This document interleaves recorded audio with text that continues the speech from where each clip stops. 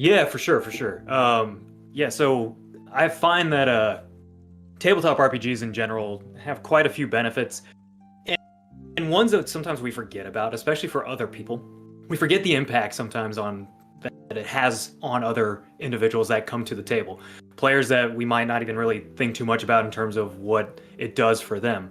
One of my players just recently shared a story with me. So this is one of the guys that plays in my Star Wars game, and I met him basically in DJ. It's one of my deployments, and he was telling me about how he first heard of our Star Wars game that we were playing in person when we were in our little vehicle maintenance tent, because one of the guys is vehicle maintenance, and so he was letting us use his little area and all that. And he brings his friend with him, uh, and I'm like, have you played it all before? And he's like, I've never done anything like this at all in my entire life. I've never even heard of this. I'm like, fantastic. And at the time, I didn't think about like what he actually thought of tabletop RPGs. My whole goal was just to get him involved with the group, and that was it. And he kept coming every single week. We were playing twice a week, and he was there every single time without fail. And I was like, that's super cool. And I'm like, okay, he's into it. Come to find out, literally last week, he was telling me about how that was probably the best decision he ever made was to join us. Yeah. When he felt like it was the weirdest thing ever for somebody to be like, hey, why don't you just come and, roll some dice and do some make-believe stuff?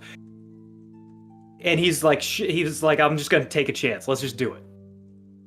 He said that was so weird to him at first that he really didn't know what to expect walking into the tent when he saw the whiteboard on the table, saw all the dice, he saw the books that I had. Like, I was just pulling stuff out of my backpack and just kept pulling stuff out of my backpack.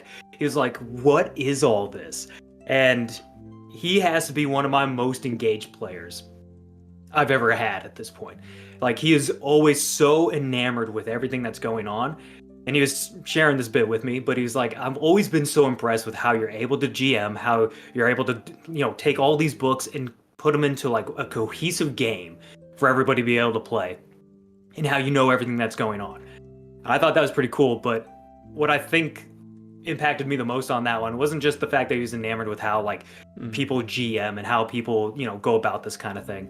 But I think it was the fact that he still maintains that like wonder that is deep down inside that just doesn't come to the surface nearly as much, not in the same kind of like boyish innocence that he comes to the table with.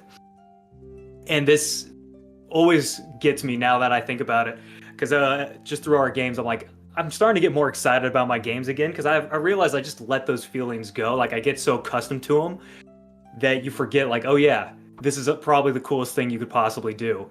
And he just reminds me of that every single game. Like, he's always like, that is so cool. And I'm like, yeah, no, it is pretty awesome.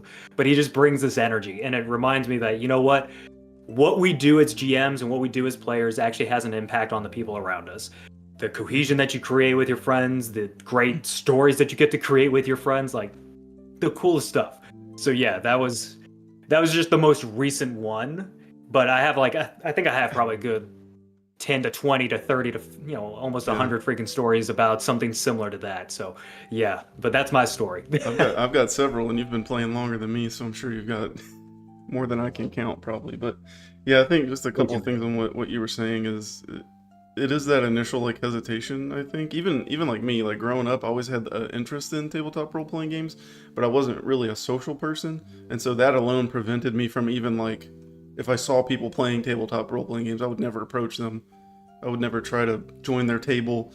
If someone invited me, I maybe would have tried it. And I think in high school once there was a group at school that played, and they invited me and my brother, and we made little characters and stuff. I think this was like D&D 3, like it was older version.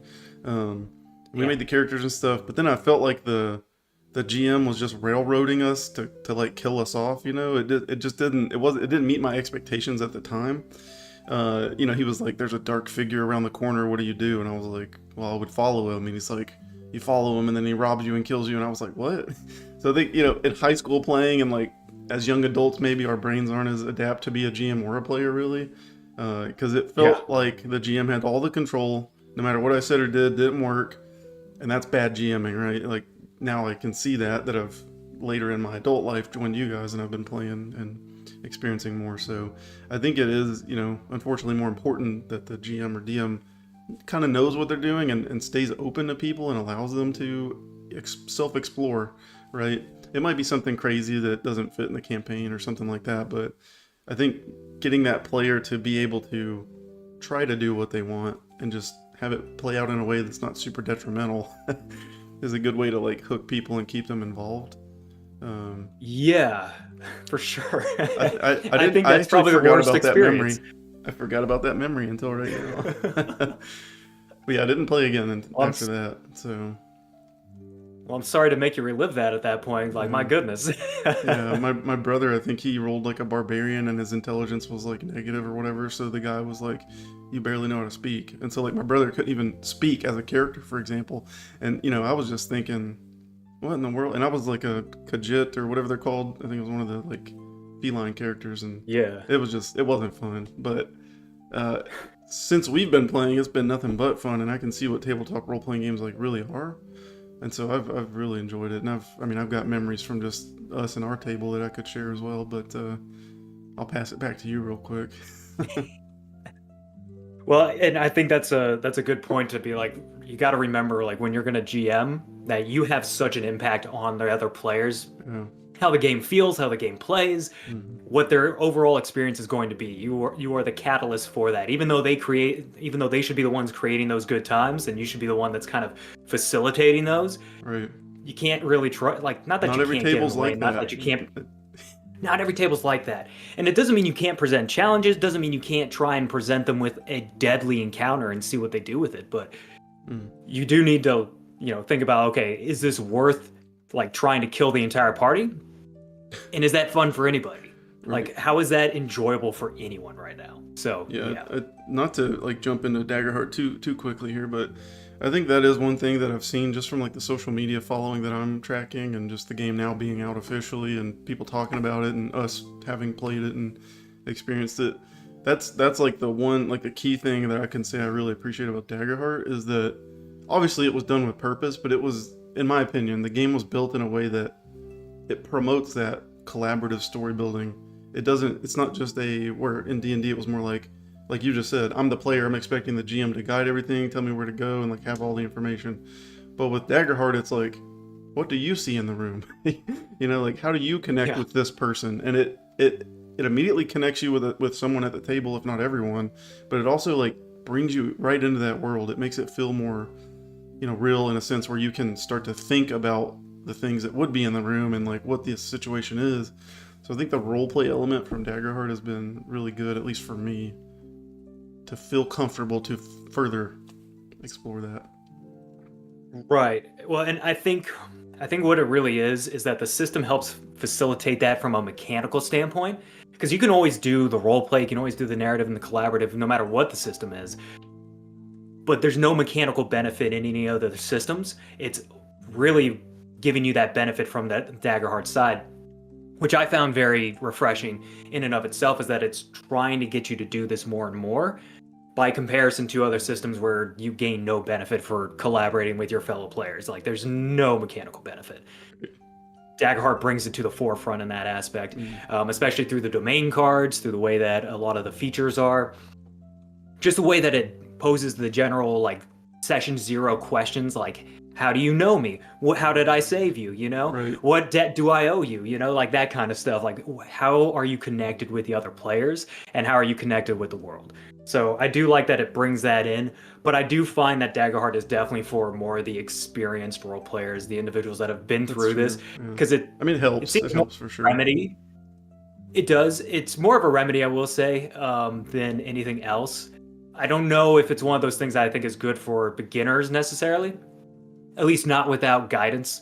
I think that's the big thing, is not without guidance, Yeah. and the guidance just isn't there right now. So Hmm. I would like to see them start getting more into like, how do you as a new player to tabletop RPGs in general play this game? How do you get into this and do it well? Yeah. Yeah, So I guess yeah, you're right, because I think it it could does a be good more job of that. awkward if you're someone who's not like fully social, but then you're like willing to try it, and you sit down, and the first Yeah, thing is, now how do you know this other person? And you're like, oh, so that could catch yeah, people off guard a little bit. So I think when you comment about like the experienced role players, I think that those portions, those things like that, I think would be helpful if you had some experience for sure. Um, oh yeah, I will say too, I think Daggerheart gives it enables, at least from what I've seen, the theatrical type of environment. So if you're already connected and you're already a part of the story and you already have like a connection with at least one other player at the table, when you're experiencing things or when they're experiencing things that maybe don't even affect you, you're still like feeling that story and that theatrical sense from something that's maybe happening to someone else, because you feel a tie to that yeah, character and their character, and then you start to feel that. And I think tying this back into where we started, but one of the first, I think it was the first time I played with you, when I was playing the cleric, and we went down to like the Naga cave, right? And we were trying to like save people, the villagers and stuff, but they were all dead and tortured. yeah. But there was that big crater in the middle, and I touched it, and then you explained a scenario about how I had a vision and the dragon was attacking the town and things like that. Yeah, that was definitely what I expected from Dungeons and Dragons versus when I was in high school and it was like you see a guy and then you die. So that like turned me off further. I would have probably started playing sooner if I had more people around me to like, help guide me, like you're saying. So yeah, I think Yeah, if anyone raises their hand to try tabletop role playing games, it should be our duty to help them, right? Like explain it, guide them. absolutely. If things seem weird to them, we can say, no, actually, it works like this. So Well, and I think that's what's so great about having YouTube now in this day and age by oh yeah, comparison. Like, if we had it way back then, we probably could have gotten into this way sooner. yeah, for sure. But because we didn't, it's like, okay, well, you kind of had to learn the hard way. But this has been really nice, I think, for a lot of people that may not have, that may be in that little bit of an echo chamber within their little, in their town, in their city, with their group of friends. They may not have those experiences, but they can still turn to YouTube and be like Daggerheart and just type that in and get a whole slew of things. DC20, like they can go through all the search words and find videos of people trying to help them out, which is Right. so nice. I wish I had that back then. Yeah, I will say too. Thing I was gonna say is like, if you remember when we were in person playing, we were having so much fun, and then like COVID happened, and we were like, we were gonna try to play like long distance, but we tried it like once or whatever, and it was like kind of awkward, and then we just didn't really do it, and then we just played in person more. But now that we're actually like across the world, we have to play online. But I think we've adapted well enough, and we've been able to do that. So I think it gives that benefit too. If people are living somewhere with a good group, and then you get disconnected by having to move or get relocated, hey, that doesn't mean you have to stop playing with that group, because one of the biggest things about TTRPGs is that you can go group to group and you can meet lots of people in the community, but if you find a good group, that is like a golden gem. You don't want to lose your good group. Even one member changing can throw off the dynamic. For sure, even adding or losing, I mean, no matter what that change is, that's going to throw off that dynamic hardcore, because either you're missing a key component or you're gaining a different component that changes how everybody else works. And it's Yeah. just bonkers weird. But it's so nice to have like Tabletop Simulator, Foundry. I mean, there's so many different ones out there that you can use just to be able to do this, and just be on Discord to do the voice stuff. And then you can get into the virtual tabletop to actually play the games. Yep. So fantastic. Wish we Yeah, had that a lot sooner. I know. So there's definitely not a lack of like platforms to play on, so that's a good thing.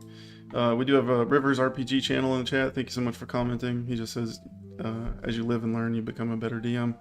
Absolutely. We Really just do. filmed some videos, this week for Ooze Week, next week, which we'll talk about, or this week, which we'll talk about a little Yeah. bit. But it's probably like my fourth or fifth time doing like GM/DM stuff, and I'm already like, I'm still learning, but it's definitely easier to like pick up on stuff, change the flow of the setting, control, like the DM can control things a little better without manipulating them too much, but you know what to do or what to say or what to throw in the element to keep it back on track. So you definitely learn those skills through experience. Absolutely. Yeah. Okay, so then let me ask you this. What has been your favorite experience, like the all-time best moment or experience, or what, even if it was like something Yeah. that somebody else did that was impactful for you, or just something that happened that you're just like, this right here is the pinnacle of tabletop Yeah. RPGs for me. It might sound silly because it's not like a grand, like you'd expect me to tell some story where like I was on the mountaintop in but no, this one's actually a little bit lower key.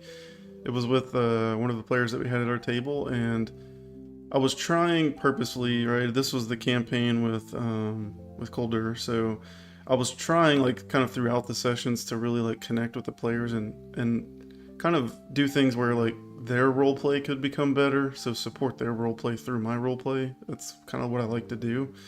But I was trying to do that, that whole campaign. But I think there were some moments where the characters were able to connect, and it wasn't me and the other guy at the table. It was our characters. There was a moment where he had like went to sleep or whatever, and I think this was with my druid. He'd like gone to sleep, and I did the spell where you can like read their dreams. And then I like tried to give him a nightmare about his mother. Do you remember this part?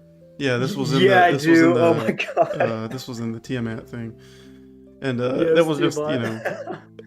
I was making him have a nightmare about his mother and stuff like that to try to break some information out of him about his mother and to talk about things, because him and the other guy were like brothers and they didn't really talk about their mom. They were separated as orphans at birth and stuff like that. So things like that, I try to do that stuff. But obviously you as the GM supported that, allowed it to happen, talked through us like what was happening. So something small like that. But those are the moments that matter the most to me, is those small ones that no one else would really think of. But I love the theatrical stuff, like when I was playing Colder and Forsetti came down and had a little judges council and all that was super cool. But I like connecting with the players in a way that's like the players connecting, or the characters connecting, not the players. I will say I have one that was from another new player. It's amazing how the new players really have an impact, actually, and they don't even think about it. They don't even realize it until after we have that conversation of like, oh my god, dude, that was awesome. So on my first deployment, when COVID did hit and I was playing D&D deployed, we were in the ERPS tent, and I had like 9 guys around the table, and one of the kids that I had, he was like your typical Bible dude, like absolute patriot, like he's the shotgun shells and the beer and just the Bible in his hand American kind of thing. Full on American, yeah. Like he's the all American. He was the dude that played football in high school, all that good stuff. Anywho, this guy comes to the table, and he just keeps coming every night now. He was kind of wary about it. I'll put it like that. He was wary about it, but I made his character for him. I'm like, hey, you're gonna play a paladin. We're playing the World of Warcraft version of 3.5 D&D, and great time, just great time. But I'm like, you're a paladin, all the way through. You have to be this guy. And so it was just basically him. That was the entire point. And I'm like, just play as yourself. Don't be anybody else. Just be you, man. Just don't worry about trying to play a particular character. Play as yourself. He did exactly that. And after probably I'd say about 20 sessions, because we were playing like every week, almost twice a week as well. I don't know why I do that to myself on deployments, but it's a lot of fun. But anyway, so he, on the last game night, they're about to face this big boss. They were gathering armies and all this stuff. And he gives this rousing speech at the table. And he's like, I just want to give him a speech. I'm like, well, give me a piece of that. What is this speech? What's the speech about? What does it sound like, dude? Like, if you could do it right now, what would it be? And he gives this huge, eloquent, like inspiring speech. Like I was inspired. I was inspired in that moment. I'm like, I wish I was one of the soldiers right there, because I'd be feeling that. And we were all just focused in on him, and he was just looking around and just talking and just saying his piece. But we were all just like inspired. So I gave everybody, the inspiration dice. I gave them inspiration dice for the entire encounter. I'm like, you get it once per turn. You're just feeling fantastic, guys. I'm inspired. And that was probably the one thing that went down in history for that particular group anyways, is like the best moment anybody had at the entire table. You know what's funny too? I wonder if you asked him or not, but Whenever I have similar moments like that, where I actually like feel like I'm the character, you know, like in this moment, I usually don't like realize it until like after the fact. And then I'm like, wow, it felt different. You know, it didn't feel like I'm acting and trying to be this character, trying to do this thing. It felt like I'm actually doing this thing. So I bet a part of him actually like, you know, transported into the world and was giving the speech, which is makes it so much cooler. And that's exactly what it was, because afterwards he told me, he's like, that was the best thing that you could have had me do, which is just play as myself. Just I'm talk, like, yeah. that's what you should do, is should just be you and just think of what you would do in that moment. Like when you first start out, that's exactly what players should be doing. Don't have them play something specific. Just have them be themselves. Right. Pick a character that best suits them, and they're going to have an enjoyable time almost every single time, guaranteed, because that's the kind of stuff that will come out eventually. And pure gold. It lives in my memory rent free. Does, you know, it's going off topic a little bit here, but I was talking to Fry the other day about PCSing, because we're both PCSing, right, in different places, but Yeah. I'll be PCSing before, and then a couple months later he's moving. But we were scoping out like the new areas we're moving to and like what kind of tabletop scene might be there. And both of us, so where he's going and where I'm going, they both have this, you know, it's like a comic book shop, but it's for tabletop role-playing games. But they have like the private rooms where like they have the custom tables and the wallpaper and like the lights and the fogs, and they have like memberships, and you can like go there and play tabletops. And the one that's gonna be near where I am, they actually have like GMs on staff that will run games and stuff. So obviously I'm gonna go try those out and probably learn some stuff further from that. But my point of saying all that is that really makes me realize how well accepted tabletop role-playing games are nowadays. Because even though we're going to two different places of the world, they both have a similar setting with private tables that you can play in. So I just thought that was really cool, and it's starting to become more accepted and be accessible, which is another part of, I think, the advantage of tabletop role-playing games these days, is that you can play them anywhere, with friends, online, down the street at the comic shop, everywhere. Hell yeah.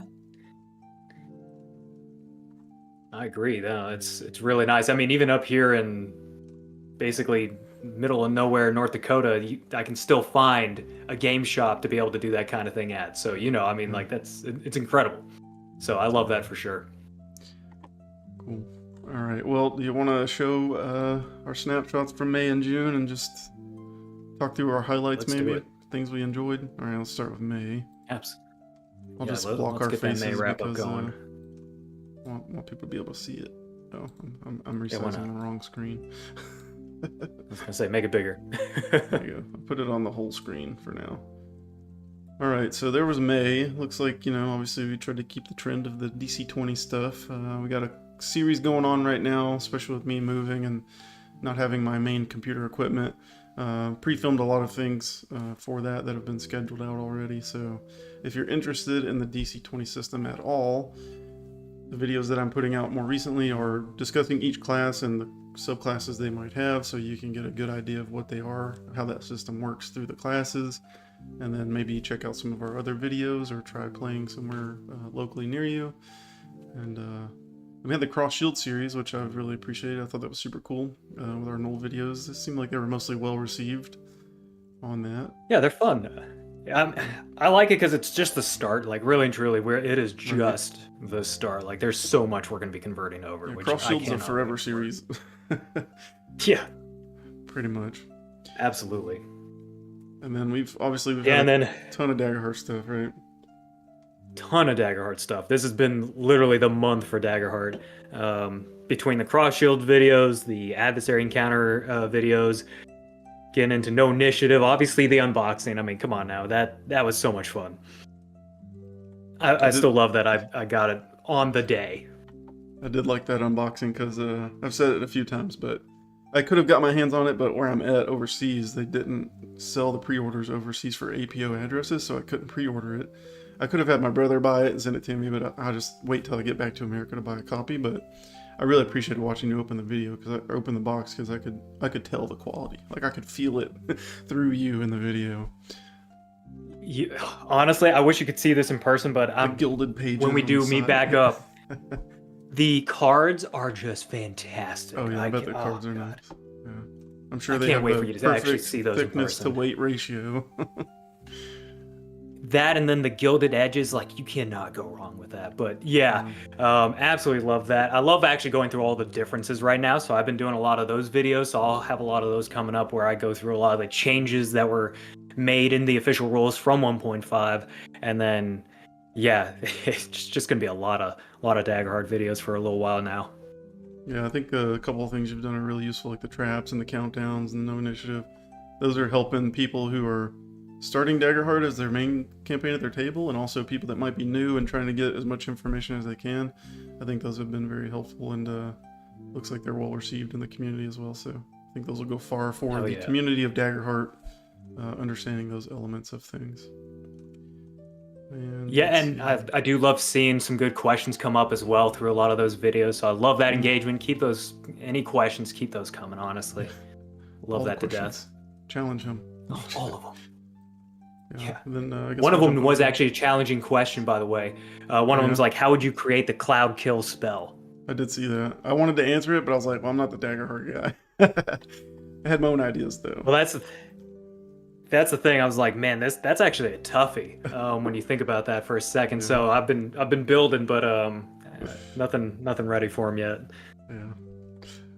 That sounds good. All right, let's jump over to June, which is, like I said, kind of ooze week. I hinted at that, but we have a video coming out on the 1st. Right now it's scheduled for like 9 a.m. It's a YouTube short, just a real quick one, but it's our promotional video. So check that out to see some more details in the advertisement. Also, I think we have like a community post. So if you want to check on our channel, Yep. we have some more information on the ooze week, but this is the start of ooze week. So we have basically just planned out ooze related content for the week, which you can see there on the screen.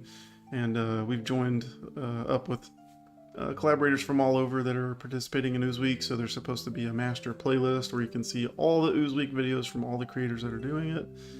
So check that out as well. But we have our own playlist and videos lined up. Yeah, cannot wait to get all those out there. That's gonna be a fun week, honestly. I can't wait to see what everyone else has created, really and truly, because Yeah. some of the like sneak peeks that have been going on in the Discord were really cool, and I'm very excited to see what the full videos are gonna look like. Yeah, there's some crazy like video editing skilled people out there. I think we did a good job to kind of tell a story throughout the week as well, and we kind of build up on the stories before we tell them with like the the ooze environments and things like that. So hopefully Hell yeah. that'll be well received. But if we missed the mark on anything, just let us know, and we'll try to do it better next time. Yeah. Those are the two Absolutely. the look back and look ahead. So we've been doing a lot of good work, I think, on content. So I appreciate us. Oh shoot. Well, I think it just shows that as long as we're helping the community out, I think that's all that really matters in the end.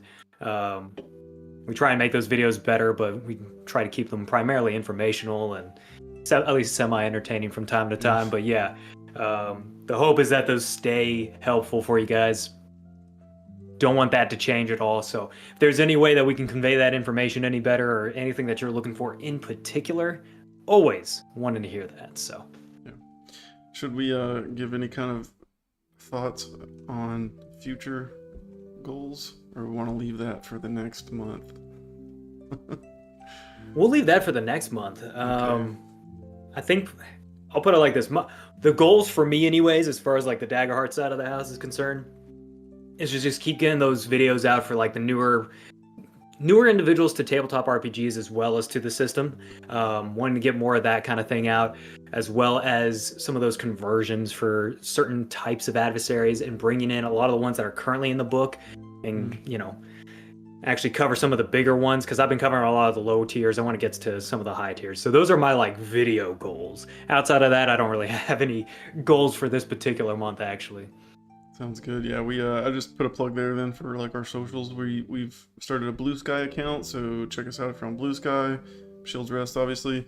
We have Facebook page and other things like that we don't usually advertise much, but we are out there and we're trying to use those more. So if you do follow other social media platforms, look for us, Shields Rest. And last thing, I didn't run this by True, but looking at the screen, right, our background, and been given a plug to the artist that we've been using on a few other things. But if you want to check out the artist, he made this background, he made the oozes that you'll see in our videos later this week. And where to find him and the descriptions of everything are in those videos, so maybe I'll leave you hanging and you can go there to see how to find where the artist is. He's very talented. He makes things quickly with quality, and he has good deals. So if you go and reach out to our artist, please let him know Shields Rest sent you. I guess that's it, True, if you're ready to sign off. Yeah, I got nothing else. Nothing else. Well, we appreciate everyone, like we always try to say, and we really want you to watch our videos and share your feedback with us so that we can grow and get better, to be better for you and to build this community. So please do your best to let us know where we can get better. And until next